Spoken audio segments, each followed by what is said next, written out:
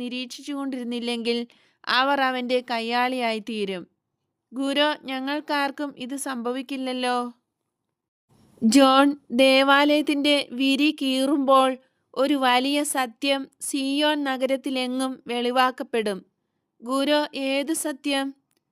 പ്രകാശത്തെ അടുത്തറിഞ്ഞിട്ടും ഇരുട്ടിൻ്റെ മക്കൾക്ക് പ്രയോജനമുണ്ടായില്ല എന്ന്. ജോൺ, നീ ഇത് മറക്കരുത്. ഞാൻ ഇരുട്ടിൻ്റെ സന്തതിയാകുമോ? ഇല്ല, നിനക്ക് അതിനിടവരില്ല.